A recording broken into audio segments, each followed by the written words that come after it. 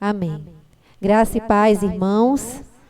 Para nós é motivo de grande alegria estarmos aqui na casa do Senhor para juntos fazermos mais um culto em louvor ao nosso Deus. Estamos aqui com a presença de alguns amados irmãos, gravando este culto para ser exibido hoje no domingo, para a honra e glória do nosso Deus. Amém? Vamos ler a palavra do nosso Deus. Peço aos amados irmãos que abram as suas Bíblias no livro de Salmos, capítulo 67, onde leremos os versos do 1 ao 7. Salmos de número 67, leremos do 1 ao 7. Amém? Que Deus tenha misericórdia de nós e nos abençoe, e faça resplandecer o seu rosto sobre nós, para que sejam conhecidos na terra os teus caminhos, ó Deus, a tua salvação entre todas as nações. Louvem-te os povos, ó Deus, louvem-te todos os povos. Exultem e cantem de alegria as nações, pois governas os povos com justiça e guias as nações na terra. Louvem-te os povos, ó Deus, louvem-te todos os povos, que a terra dê a sua colheita, e Deus, o nosso Deus, nos abençoe. Que Deus nos abençoe e o temam todos os confins da terra. Repitamos o verso 7. Que Deus nos abençoe e o temam todos os confins da terra. Amém? Esse trecho que nós lemos reflete o momento que nós estamos vivendo. Amém? Que Deus continue tendo misericórdia de nós, como Ele assim tem feito.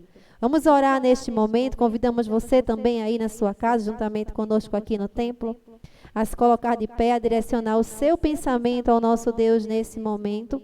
E logo após a oração estaremos louvando ainda juntamente com um grupo de louvor para a honra e glória do nosso Deus. Oremos. Santo e maravilhoso Deus, em Tua presença, nós queremos Te agradecer, Senhor, por mais uma oportunidade de vir diante de Ti.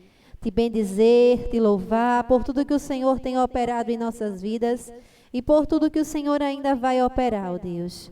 Nós Te louvamos, nós Te bendizemos, porque em meio a todas as crises, em meio a todos os impedimentos, a Tua palavra ela continua sendo propagada.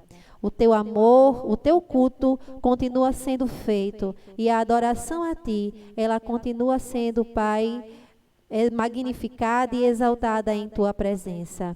E nós Te pedimos, Senhor, continua no meio do Teu povo, recebendo todo louvor, toda adoração e ouvindo as nossas preces, porque o Senhor tem tido misericórdia de nós. E nós Te louvamos pela Tua misericórdia, nós Te louvamos pela Tua benignidade e Te pedimos, Senhor, continua conosco hoje e sempre.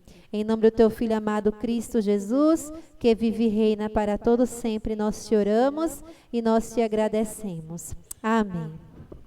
Vamos louvar neste momento com um grupo de louvor o hino que diz: Eu cuido de Ti. Amém? Deus, Ele tem cuidado de nós. Nós somos prova disso, do cuidado e do amor de Deus para conosco. Vamos louvar neste momento com todo o nosso coração, com tudo o que há em nós, para a honra e glória do nosso Deus. Amém.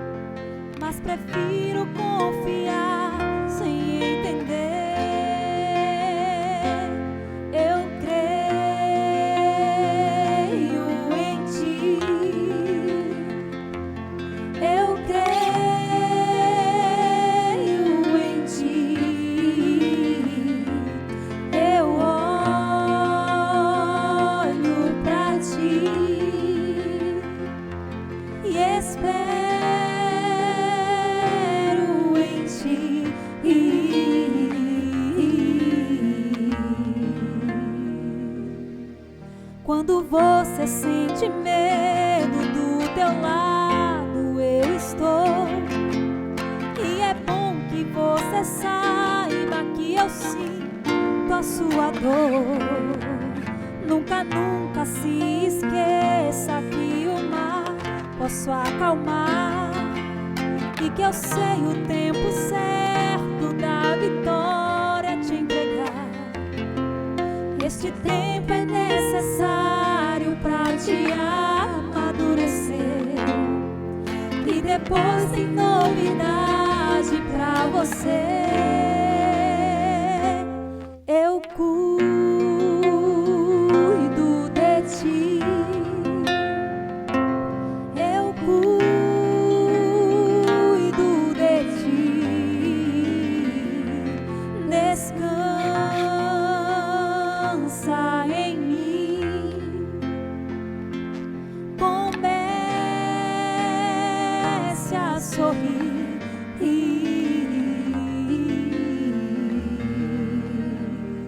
O que eu tenho é bem melhor, pois só eu sei do amanhã. Então recebe o abraço meu, pois nada vida cuido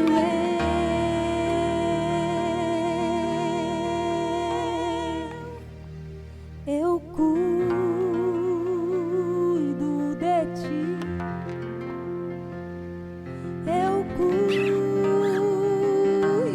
de ti. Descansa em mim, comece a sorrir.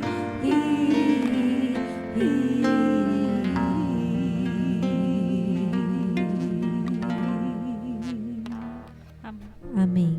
Pastor Juarez, vamos cantar mais um hino em louvor do nome do nosso Deus. E neste momento estaremos louvando ao Senhor com o hino que diz: meu Deus é Deus de milagres, caminho no deserto. Nós cremos que o nosso Deus ele é poderoso, suficiente para operar o milagre em nossas vidas. Amém? Não importa o que você está passando, a situação que você se encontra neste momento, mas creia que o nosso Deus é o mesmo, aquele que operou todos os milagres no passado, é o mesmo que opera no presente. Amém? Vamos louvar o nome do nosso Deus.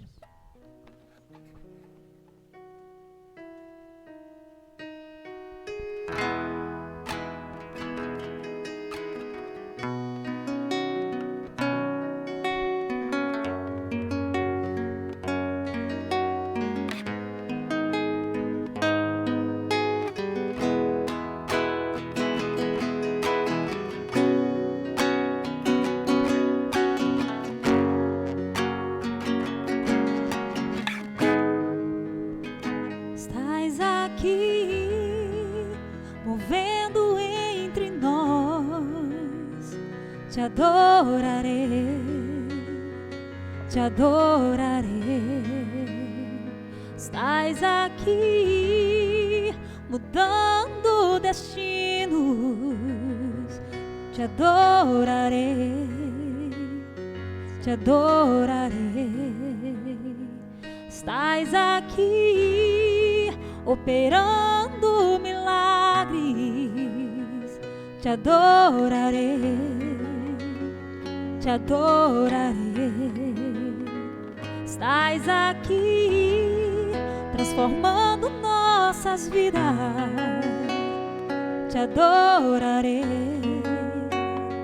te adorarei. Meu Deus é Deus de milagres, Deus de promessas, caminho no deserto, luz na escuridão. Meu Deus, esse é quem tu és. Meu Deus é Deus de milagres, Deus de promessas, caminho no deserto, luz na escuridão. Meu Deus, esse é quem tu és. Estás aqui, tocando os corações.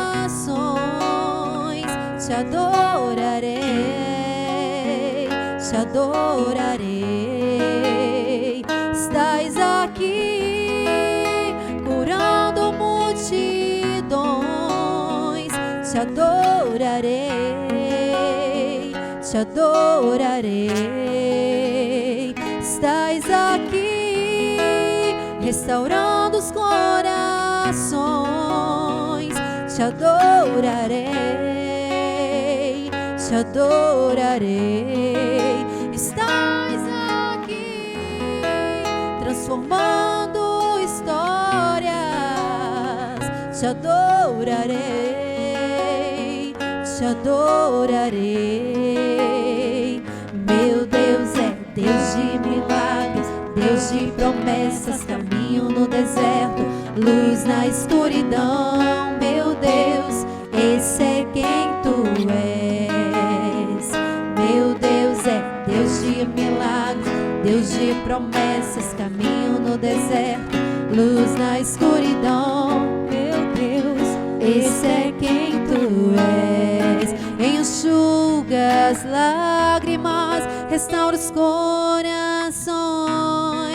Tu és a resposta, Jesus.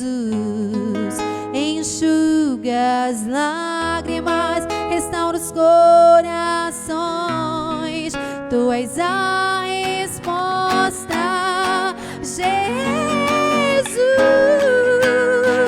Meu Deus é Deus de milagres, Deus de promessas, caminho no deserto, luz na escuridão. Meu Deus, esse é quem tu és.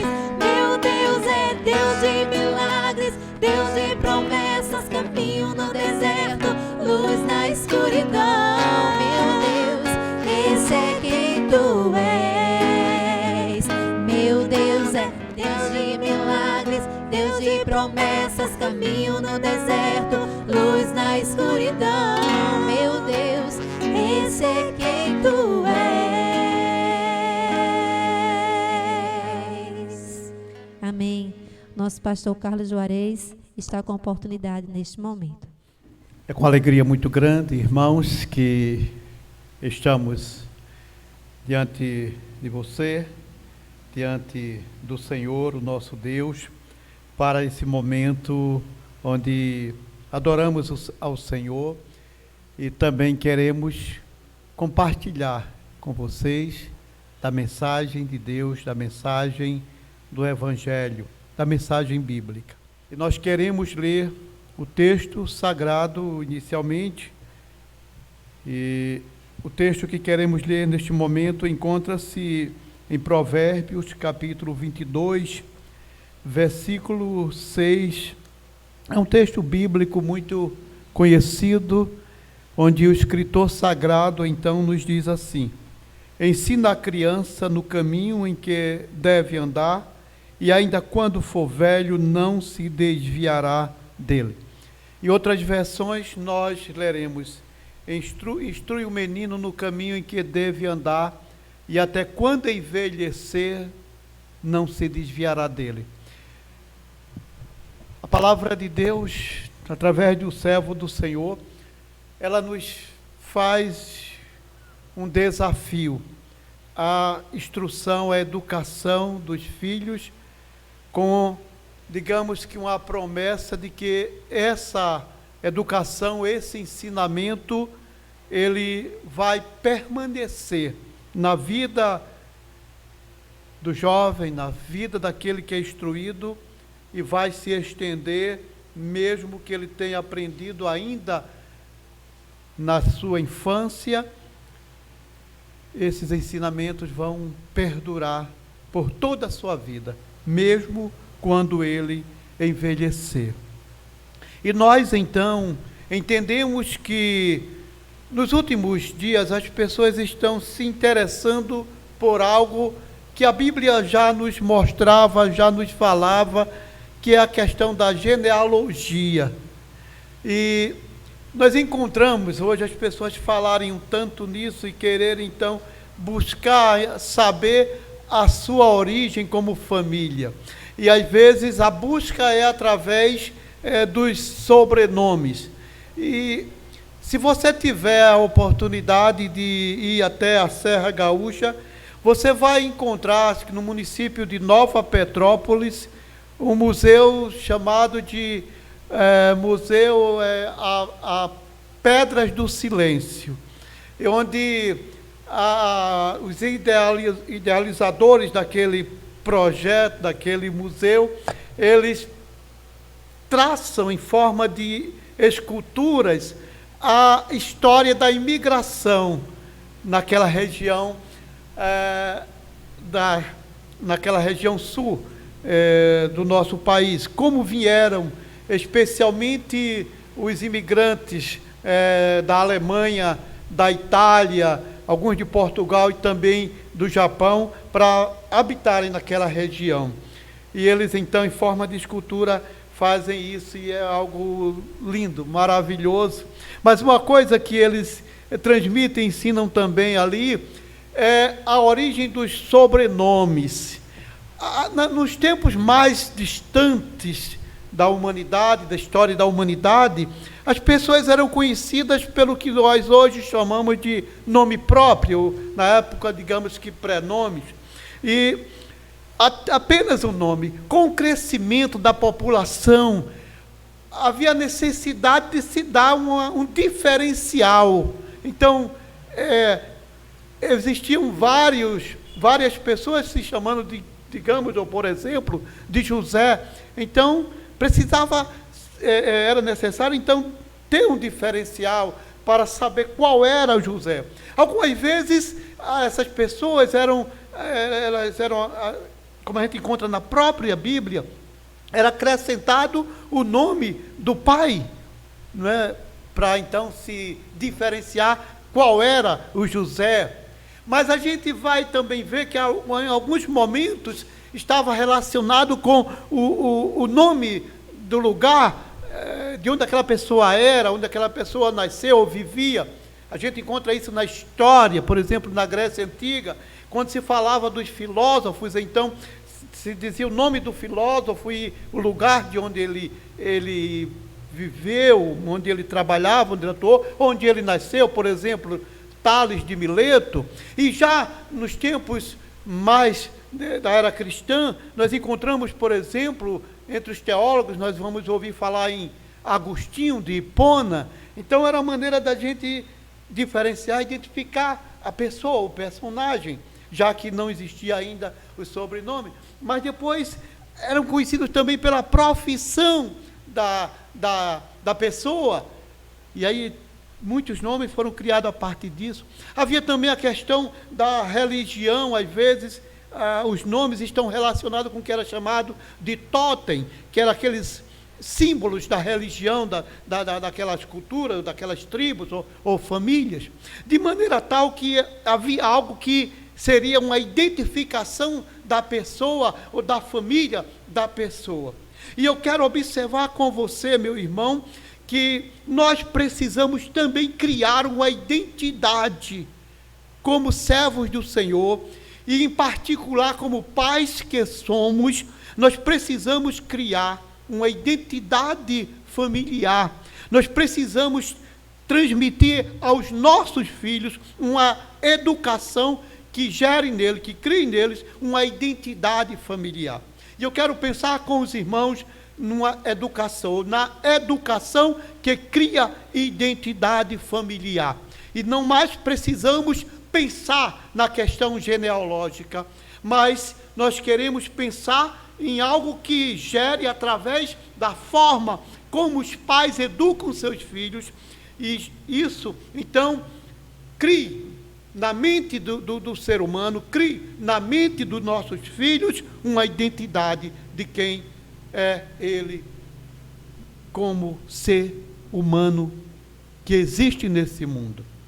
Então, a palavra do Senhor nos diz, nos orienta, como observamos, a criar, educar, instruir, ensinar a criança, o menino, nos caminhos em que ele deve andar, crentes de que quando ele envelhecer, ou mesmo quando ele envelhecer, ele estará consciente do que aprendeu. E ele vai seguir esses ensinamentos. Essa educação estará em sua mente, forjando nele um caráter de acordo com aquilo que ele aprendeu em seu lar, em sua família, através das instruções dos seus pais. Mas a educação que cria identidade familiar, meus irmãos, deixará os filhos conscientes e convictos sobre qual povo ele e sua família pertencem. Eu quero levá-lo e convidá-los, irmãos, a lerem comigo a palavra do Senhor, a Bíblia Sagrada, no segundo livro. O segundo livro da Bíblia é o livro do Êxodo, e eu quero ler com os irmãos mais precisamente no segundo capítulo deste segundo livro, e nós queremos ler no capítulo 2, versículos de 1 a 11. Êxodo capítulo 2, versículos de 1 a 11, a palavra do Senhor nos diz assim: Foi-se um homem da casa de Levi, e casou-se com uma descendente de Levi, e a mulher concebeu e deu à luz um filho, e vendo que era formoso, escondeu-o por 3 meses. Não podendo, porém, escondê-lo por mais tempo, tomou um cesto de junco, calafetou com betume e piche, e pondo nele o menino, largou-o no carriçal à beira do rio. A irmã do menino ficou de longe para observar o que lhe havia de suceder. Desceu a filha de Faraó para se banhar no rio, e as suas donzelas passeavam pela beira do rio. Vendo ela o cesto do carriçal, enviou a sua criada e o tomou. Abrindo, viu a criança, e eis que o menino chorava. Teve compaixão dele e disse: Este é menino dos hebreus. Então disse a sua irmã, a filha de Faraó: Queres que eu vá chamar uma das hebreias, que sirva de ama e te crie a criança? Respondeu-lhe a filha de Faraó: Vai. Saiu, pois, a moça e chamou a mãe do menino. Então lhe disse a filha de Faraó: Leva este menino, cria-mo, pagar-te-ei o teu salário. A mulher tomou o menino e o criou. Sendo o menino já grande, ela o trouxe à filha de Faraó, da qual passou ele a ser filho. Esta lhe chamou Moisés e disse: Porque das águas o tirei. Naqueles dias, sendo Moisés já homem, saiu a seus irmãos e viu os seus labores penosos, e viu que certo egípcio espancava um hebreu, um do seu povo. Ah, meu irmão, minha irmã, Moisés, a palavra do Senhor vai nos mostrar que ele era filho de um hebreu chamado Arão, casado com uma mulher chamada Joquebede. Ambos eram descendentes da tribo de Levi, uma daqueles tribo de Levi chamado depois, mas até então não havia, digamos, essa divisão, mas lá eles eram os descendentes de Jacó, que foram habitar ali na terra do Egito, e ali viviam, e ambos então, digamos, sendo conhecidos agora como tribos, então aqueles seriam levitas, ou descendentes de Levi, filho de Jacó. Então se casam ambos da mesma tribo. Por sinal, a palavra do Senhor vai dizer que Joquebede era tia de Arão, mas isso você vai encontrar no capítulo 6 do livro de Êxodo, no versículo 20, e ambos se casam e têm um filho e têm uma filha, mas depois o rei do Egito, ele quer acabar com o povo hebreu que habitava ali na terra do Egito e que estava no número já superior ao de egípcio, e um povo que prosperava. E aquele povo hebreu que ali estava foi parar ali, como observamos, através de Jacó, através de José, que inicialmente eram 70 pessoas que foram ali, que eram o pai e os irmãos de José, os sobrinhos, que vão parar no Egito e ali vão viver por mais de 400 anos, até que chega um momento que a presença deles começa a ser um incômodo, porque quem está ali governando não mais conhece José, não mais quer saber da história de José, o que José fez. José já não existe Jacó, e já se passaram séculos. Então ele teme agora que aquele povo habitando naquele território, numa possível guerra, se una ao inimigo do povo egípcio e agora lute com eles e depois fujam. E agora ele então, tentando acabar, ele arma alguns planos, ele quer então forçá-los no trabalho pesado para que eles se cansem e não tenham mais tempo para a intimidade sexual e não cresçam. Depois o imperador, ou melhor dizendo, o faraó, o rei, ele vai orientar as parteiras para que executem os meninos que nascerem do sexo masculino, porque matando os meninos não existiriam homens hebreus, e aí as mulheres se casariam com os egípcios, e naturalmente, com o passar do tempo, os hebreus estariam sendo extintos, ou ele conseguiria extingui-los da face da terra do Egito. Nada disso dá certo, de maneira que ele determina então que todo menino hebreu seja jogado no rio Nilo. Então, dona Joquebede tem um menino, que a palavra do Senhor diz que ela olha e vê ele bonito, e ela fica com ele até por volta dos 3 meses, não podendo mais protegê-lo, escondê-lo, por causa dele estar crescendo, chorando mais alto, mais forte, e temendo que alguma autoridade, um soldado egípcio, então, ouvisse, alguém a denunciasse. Então ela tem a ideia de pegá-lo, colocá-lo num cesto de junco, e levá-lo ao rio e colocá-lo numa moita de capim ali no rio. E ao mesmo tempo a irmã daquele menino vai observar de longe o que lhe acontecerá. E a palavra do Senhor diz que a filha de Faraó vai banhar-se no rio com as suas moças, as suas servas, as donzelas, de maneira que ela ouve o choro do menino, e manda uma daquelas moças ir buscar o menino, que traz a cesta, e ela olha, o menino chora, e aquilo a comove, e ela diz, é o menino dos hebreus. E agora, naquele momento, a irmã do menino, que se chama Miriam, depois a gente vai descobrir isso, ela vai se aproximar sabiamente e vai dizer, queres que eu vá chamar uma das hebreias para criá-lo? E ele está bom, vá. E ela vai justamente chamar dona Joquebede, sua mãe, mãe do menino, e vai dizer, está aqui, sem dizer nada. Quer dizer, sem dizer que era mãe, claro, senão estragaria tudo.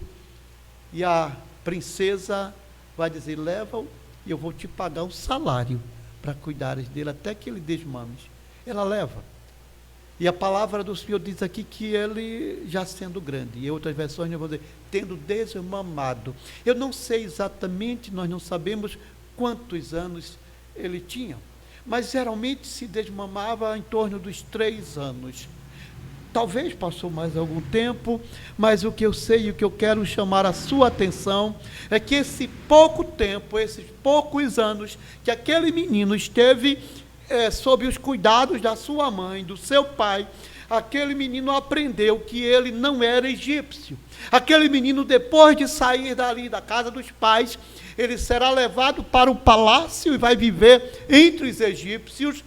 Mas quando ele tem a primeira oportunidade, quando ele já é adulto, quando ele já está com seus 40 anos de idade, homem feito, ele, saindo, ele vai observar justamente o seu povo, e ele vê o seu povo sofrendo, trabalhando, e ele se incomoda, ele se comove com aquilo, ao ponto de ver então o egípcio batendo em um hebreu, ele vai então se doer. E chama a minha atenção o texto bíblico onde ele viu que certo egípcio espancava um hebreu do seu povo.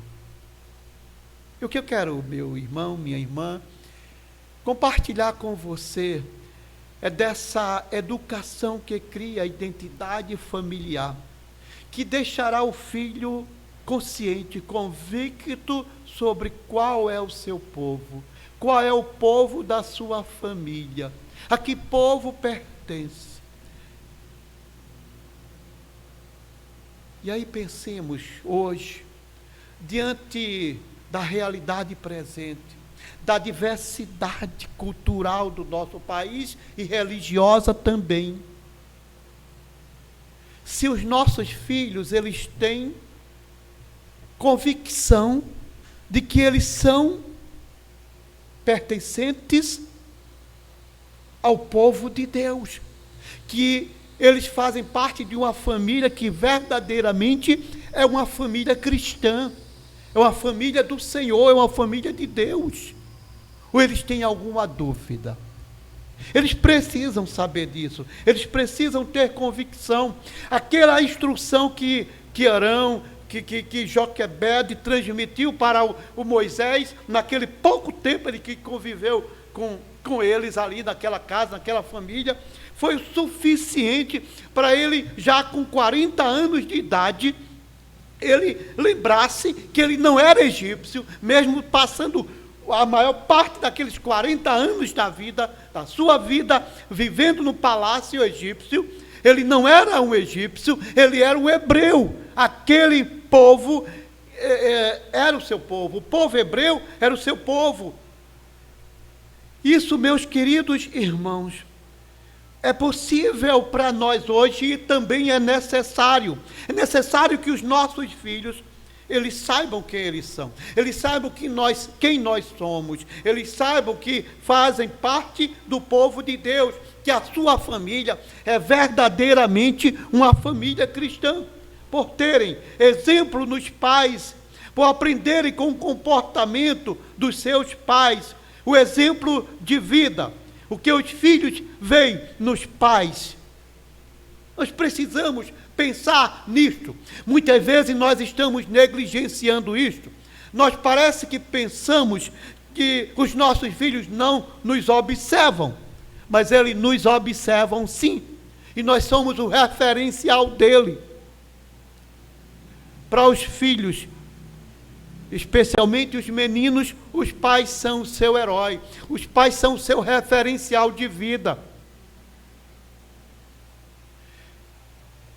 Segundo alguns pensadores e também estudiosos da mente humana, do comportamento humano, psicólogos, psiquiatras, às vezes os filhos, os meninos, eles têm no pai um referencial de Deus. A ideia de Deus dos filhos, muitas vezes, está sendo vista em nós. A maneira que nós nos comportamos é a maneira que eles vão entender que é Deus. Imagine então um pai crente diante do seu filho. Ele tem uma responsabilidade muito grande, irmãos. Então, essa identidade cristã na vida do filho, ela começa a ser forjada a partir daquilo que ele está observando em nós, do nosso comportamento de vida. Não agora necessariamente ou apenas daquilo que a gente fala, mas daquilo que a gente faz. Ele observa os nossos passos, a nossa forma de agir, o nosso comportamento, como nós lidamos com ele, o que nós fazemos com ele, como nós os tratamos, como nós tratamos a esposa, como o homem trata a sua esposa. Isso é muito importante para o menino. Como o pai se comporta na sua vida profissional, como o seu pai se comporta quando ele está diante dos seus amigos. E o menino que está perto está observando tudo isto. Mas essa conscientização, essa convicção na mente dos filhos, das crianças, em relação a que família ele pertence, elas dependem também da instrução sobre o caminho a se seguir. E é isso que nós observamos em Provérbio. Ensinar, instruir, mostrar o caminho a ser seguido. Nós precisamos e devemos gastar tempo com isso. Nós não poderíamos soltar filhos e deixar que eles sigam por onde quer que andem. Parece que a nossa cultura hoje, a legislação do nosso país, as leis, parece que corroboram para isso, para que deixemos os filhos seguirem. Parece que nós somos instruídos, ou nos está sendo transmitida a ideia de que nós somos incapazes. O pai, a mãe, a família já não tem a capacidade de educar, de ensinar. Precisamos de um conselho, precisamos de um órgão governamental para nos dar essas instruções, para nos ensinar. Parece que nós não temos mais a capacidade. E os filhos saem e eles também precisam ser tratados, segundo aquilo que nos é passado hoje, como eles também não tivessem capacidade de discernir nada, de saber de nada, e eles precisam ali, parece que alguém esteja cuidando deles, e sempre que cometem alguma coisa errada, vai haver alguém que chegue para protegê-los, para, como que, justificar os seus erros, as suas falhas. E assim, eles crescem irresponsáveis. Se o pai crente não tomar cuidado, ele vai absorver essa ideia também, de que ele não tem como cuidar dos filhos, que ele não tem autoridade sobre os seus filhos, porque é isso que está sendo ensinado. Às vezes são os filhos que exercem autoridade sobre os pais. São os filhos que dizem o que querem comer, o que querem vestir, o que querem fazer, ou deixar de fazer. São papéis invertidos. E invertidos muitas vezes pelas próprias leis. E nós precisamos ter a sabedoria de dizer e saber que a nossa fonte de inspiração, de orientação, é a palavra de Deus. É a Bíblia Sagrada. Então nós precisamos mostrar o caminho, ensinar o caminho, com jeito, com carinho, com amor. Nós faremos isto. Se eles quiserem errar, ou tomar o caminho contrário ao que temos ensinado, eles vão arcar com as consequências, e eles também devem estar esclarecidos disso. Nós não vamos pagar a conta dos nossos filhos. Isso que se faz. O menino sai, faz bagunça e o pai vai, não é? Eu lembro-me muito bem que certa vez estava num tempo ainda de adolescência, com um primo de mesma idade minha, num bar, e seu pai estava lá numa mesa, ele estava também, a gente estava noutra parte assim, e de repente, não sei porquê, ele já cheio da bebida, já bebia nesse tempo, já ainda de menor idade, mas e de repente ele quebrou lá um copo, quebrou não sei o que lá mais, e ele disse: meu pai, paga. Simplesmente o pai levantou, estava lá e disse: não bota a conta. Imagina o que vai continuar fazendo. Isso é comum hoje, meus irmãos. Então, nós precisamos ensinar o caminho, ensinar que eles vão pagar a conta. Quem errar vai pagar a conta, porque é isso que a Bíblia diz. A palavra do Senhor já nos diz no Antigo Testamento, que acabou-se aquele ditado: os pais comeram azeitona verde e os filhos nasceram com dente amarrotado. O profeta diz, transmitindo a palavra do Senhor, que a alma que pecar morrerá. Nem o pai dará conta pelo filho, nem o filho dará conta pelo pai. Nesse sentido que eu quero mostrar, ou seja, de que cada um vai pagar a conta. E nós precisamos ensinar que se ele se desviar, que se ele quiser andar pelo próprio caminho, ele vai arcar com as consequências. Mas essa identidade, meus irmãos, ela, digamos que essa identidade, essa convicção da identidade, é por receber instrução da palavra de Deus. E aí, se você for para Deuteronômio capítulo 6, versículos 6 a 14, você vai observar a palavra do Senhor sendo mostrada naquele momento através de Moisés. Capítulo 6, a partir do versículo 6, Moisés então vai mostrar que o povo do Senhor, o servo do Senhor, pai de família hebreu, ele deveria ter o cuidado de ensinar ao seu povo, aos seus filhos, como andar, o que fazer. Mas ensinar a palavra do Senhor. Ensinar a partir da palavra do Senhor. Fazer com que a palavra de Deus estivesse presente no dia a dia. Diz ele, ensina ao teu filho. Ensina assentado em casa. Ensina ao te levantar.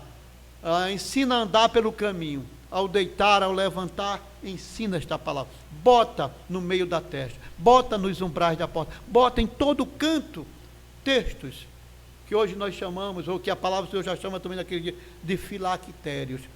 Por toda parte, para que a palavra de Deus seja conhecida. Meu irmão, eu diria então aos pais aqui presentes, aos pais que participam deste momento, deste culto conosco, mas eu perguntaria, você sabe qual é o seu povo? Aos filhos, você sabe qual é o seu povo? Você sabe realmente que você pertence ao povo do Senhor? As pessoas sabem qual é o seu povo. A palavra de Deus diz em Hebreus 12, versículo 1, que nós estamos sendo rodeados por uma grande nuvem de testemunhas. Essas pessoas sabem qual é o nosso povo. As pessoas sabem se nós somos realmente cristãos. Ou por onde nós temos passado, nós temos deixado alguma dúvida. Os nossos filhos sabem que nós realmente somos crentes, irmãos. Observemos tudo isto. Mas eu diria que a educação que cria identidade familiar tem como regra que os filhos sejam apresentados e consagrados a Deus. Olhando então o texto de 1 Samuel, no capítulo 1, versículos 27 e 28, nós observamos a palavra do Senhor nos dizer assim: por este menino orava eu, e o Senhor me concedeu a petição que eu lhe fizera, pelo que também o trago como devolvido ao Senhor por todos os dias que viver, pois do Senhor pedi, e eles adoraram ali o Senhor. Era Elcana, levando Samuel, pequeno Samuel, desmamado, com poucos anos de vida, também para a casa do Senhor. Aquele menino, ele é apresentado, mas ele é consagrado ao Senhor. Nós estudamos ao longo desses dias, deste mês de maio, mês da família, que os filhos são herança do Senhor.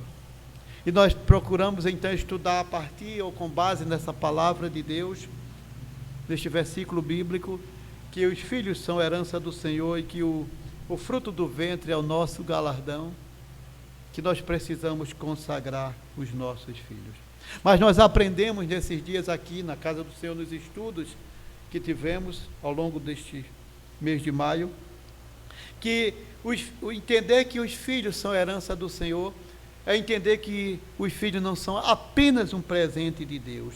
É que nós precisamos levar esses filhos ao Senhor. E quando nós trazemos e apresentamos os nossos filhos ao Senhor, como aprendemos também, não é apenas para que esses filhos sejam abençoados pelo Senhor, mas é para que esses filhos aprendam, e nós estamos dizendo também através do gesto, que esses filhos pertencem a Deus. Entender que os filhos são herança do Senhor, é entender que os filhos pertencem a Deus, e que nós apenas devemos cuidar deles, que nós devemos recebê-los com cuidado, e dar para eles um cuidado todo especial, porque eles nos foram presenteados por Deus, porque o Senhor nos deu como herança. Então assim nós precisamos cuidar deles e dedicar a eles um cuidado todo especial. Eles precisam ter dos pais esse cuidado todo especial, para que eles sejam preparados para servir ao Senhor.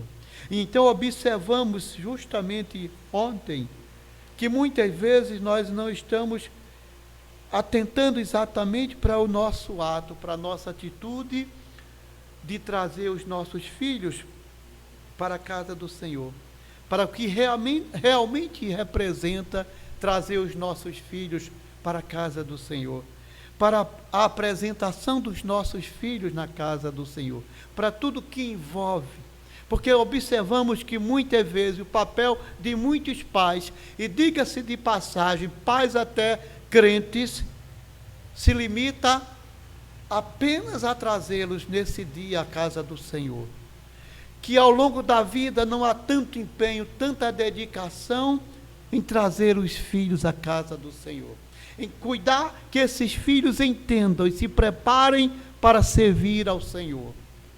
Esse é o papel do pai cristão. É assim que nós vamos criar em nossos filhos uma identidade cristã. Eles vão saber que fazem parte de uma família cristã.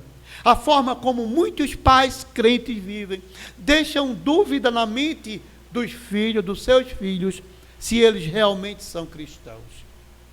Isso é muito delicado, isso é muito complicado, isso precisa ser revisto, corrigido pelos irmãos, por nós pais. Mas eu diria ainda que a educação que cria a identidade familiar e a identidade cristã, eu diria que é para que o caminho da casa dos pais nunca seja esquecido. Nós precisamos dar uma educação aos nossos filhos, que eles tenham uma identidade familiar tão profunda, que jamais eles esqueçam o caminho da casa dos pais, que eles nunca se esqueçam da casa dos pais. Eu quero ligeiramente levá-lo a ler comigo, ou a convidá-lo a ler comigo, no primeiro livro de Samuel, no capítulo 2, no versículo 11, você lê assim, nós lemos assim: então Elcana foi-se a Ramá, a sua casa. Deixa eu refazer a leitura. Então Elcana foi-se a Ramá, a sua casa. Porém o menino ficou servindo ao Senhor perante o sacerdote Eli. No capítulo 7, no versículos 15 a 17, nós lemos assim: e julgou Samuel todos os dias de sua vida a Israel. De ano em ano fazia uma volta, passando por Betel, Gilgal e Mispa, e julgava Israel em todos esses lugares.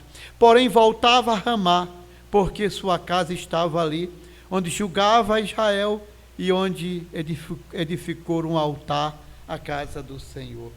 No capítulo 25, versículo 1, nós leremos ainda assim: faleceu Samuel, todos os dias, ou melhor, todos os filhos de Israel se ajuntaram e o prantearam e o sepultaram na sua casa em Ramá. Sabe o que eu quero lhe chamar a atenção, meu irmão, com isto? É que Samuel ele foi deixado pelos pais em Siló, no templo, em Siló, sob os cuidados do sacerdote Eli. Mas depois você lê que Samuel foi morar, e agora eu diria que numa idade mais adulta, ele vai morar em Ramá. Ali ele edificou um altar ao Senhor, e ali ele julgava Israel. E depois a palavra do Senhor diz que ele morreu e foi sepultado em Ramá, em sua casa. Sabe o que eu quero mostrar com isso? É que ele foi levado para o templo pequenino, novinho, criancinha, um menino. Mas ele não esqueceu o caminho da casa dos pais. O tempo que ele viveu com Ana em Ramá foi suficiente para jamais ele esquecer o caminho da casa dos pais. E quando ele já agora se encontra numa idade mais adulta, ele volta. Ele vai viver em Ramá, possivelmente na propriedade, nas terras do seu pai Elcana. Ali ele vai construir um altar, ali ele vai ter a sua base, a sua sede para atender o povo de Israel. Mesmo que ele saísse por outros territórios, por outros lugares, para atender o povo, para julgar o povo, como juiz, como profeta que ele era, mas mesmo assim, ele voltava sempre para Ramá. Ele estava perto dos seus pais, da casa dos seus pais. deixa eu dizer 3 coisas agora, bem rapidamente. A educação que cria a identidade familiar, meus irmãos, ela deve servir o suficiente para que o caminho da casa dos pais jamais seja esquecido. Em 3 momentos. Primeiro, quando for necessário aproximar a sua família de Deus. Notem, simplesmente, o templo ou o tabernáculo era em Siló, mas Samuel vai para Ramá, e lá ele edifica um altar, e lá, seu pai, Elcana, sua mãe, sua família, seus irmãos, não precisam mais ir para Siló para adorar o Senhor. Eles têm um altar ali, e ali eles podem adorar o Senhor. Deixa eu dizer para você, meu jovem crente, se você quer que seu pai, que sua mãe, que os seus filhos conheçam o Senhor, sirvam ao Senhor, faça o caminho de volta para casa, leve o Senhor aos seus pais, à sua família, aproxime a sua família de Deus, para que você tenha sucesso nisso. Não esqueça o caminho de casa, não esqueça a sua família, não vire as costas para eles. Lembre-se que é a sua família, que você tem um dever perante eles. O dever cristão, o dever de fazê-los estar perto de Deus. Se você perceber, meu jovem, que seus pais já não estão tão bem com Deus, que a sua família está afastada, que os seus irmãos não estão mais nos caminhos do Senhor, faça alguma coisa. Leve eles a se aproximarem de Deus. Faça esse caminho de volta, para que seus irmãos, a sua família, esteja próxima do Senhor. Mas também eu diria que esse caminho não pode ser esquecido quando os pais precisarem da ajuda dos filhos. Sim, agora, a família precisa do filho Samuel. E a palavra do Senhor nos diz em Êxodo 20, quando há uma síntese, um resumo da lei ou dos mandamentos. Então há um mandamento que diz, e está em Êxodo 20, versículo 12, onde diz: honra teu pai e tua mãe, para que se prolongue os teus dias sobre a face da terra. Jesus Cristo chama a atenção ao povo hebreu, e você pode ler isto, encontrar isto, depois você pode ler, no capítulo 7 de Marcos, mas também Mateus narra isto, mas basicamente eu quero agora lhe orientar a procurar em Mateus, no capítulo 6, é quando o povo judeu olha para os discípulos e observa que os discípulos estavam comendo sem lavar as mãos, e aquilo para eles era um pecado, era uma transgressão, era desobedecer à tradição, e então Jesus Cristo chama-lhes a atenção para mostrar que eles estavam sendo hipócritas, e eles, por causa da tradição, deixavam de cumprir a palavra, o mandamento do Senhor. Ou seja, eles estavam priorizando a tradição em detrimento à palavra de Deus, aos mandamentos do Senhor. Por quê? Diz Jesus Cristo: vocês deixam de dar para os pais que precisam da ajuda de vocês, dizendo ou alegando que com aquilo que vocês poderiam ajudar aos pais, foi consagrado a Deus. É a oferta que era chamada de corban. Era uma oferta que eles poderiam restituir como quisessem, quando quisessem. Então, depositavam ali aquele bem, aquele valor no templo, que servia em alguns momentos como uma casa, um banco, uma casa bancária. Então lá eles depositavam aquele bem. Então, com isso, se omitiam de ajudar os pais. Jesus critica eles, porque eles estavam transgredindo o mandamento que diz: honra teu pai e tua mãe. Querido irmão, querida irmã, querido jovem, nós precisamos ensinar os nossos filhos a terem familiaridade realmente com a sua casa, com a casa dos pais, mesmo que estejam longe, mesmo que estejam casados, mesmo que tenham já a sua própria família, mas eles estejam conscientes de que eles fazem parte daquela família. E quando os filhos, ou melhor, quando os pais estiverem carentes de uma ajuda, que eles não se omitam. Mas para que isso aconteça, eles precisam aprender isso desde cedo. Talvez eles precisem ver os pais fazerem a mesma coisa, para que possam aprender a ajudar os pais quando eles necessitarem. E assim saber o caminho de volta para casa. Mas esse caminho de volta para casa não pode, não deve ser esquecido, mesmo quando alguns, ou em algum momento, algum dos filhos se encontrem perdidos longe de casa. E aí, vale a pena fazer menção da parábola de Jesus Cristo, que nós a denominamos de a parábola do filho pródigo.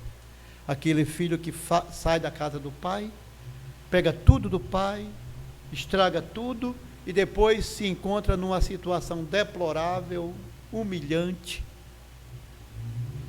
E naquela situação que se encontra, ele começa agora a lembrar da situação na casa do seu pai, como era boa e que ele não valorizou. Ele começa a pensar na estupidez que fez, mas ao mesmo tempo ele diz: eu sei o que eu vou fazer, eu vou voltar para a casa do meu pai, eu vou lhe pedir perdão, e vou dizer a ele: não quero e nem mereço ser tratado como um filho, mas trata-me como um dos teus empregados, simplesmente isso. E ele pega a sua bagagem e começa a caminhar, porque ele sabia o caminho de volta. E o que eu quero chamar a sua atenção agora, meus irmãos, é que o caminho de volta é traçado quando o filho perdido sabe que ele pode voltar para casa, quando ele sabe que o seu pai vai lhe acolher, quando ele sabe que o seu pai está de braços abertos, lhe esperando, ansiosamente, querendo lhe dar um beijo, um abraço, levá-lo para dentro de casa e tratá-lo como sempre ele tratou, e agora celebrando uma grande festa, como o pai da parábola fez. É preciso que os filhos tenham consciência disso, que eles sintam o amor, que eles sintam que são amados, e que eles, quando errarem, mas se arrependerem, eles estejam conscientes de que eles podem trilhar o caminho de volta, seguramente, tranquilamente, porque eles serão bem recebidos, e eles continuarão recebendo o mesmo carinho e o mesmo amor. Que Deus nos abençoe, que Deus nos ajude, meus queridos irmãos, que de alguma maneira trabalhemos para que as nossas famílias e os nossos filhos em particular, eles saibam qual a sua origem e eles tenham uma identidade familiar e uma identidade cristã. Vamos orar? Pai querido, muito obrigado, Senhor, por tudo que nos tem dado, muito obrigado pelas bênçãos que nos tem dispensado, muito obrigado, ó Deus bendito, pela oportunidade, Senhor, de estar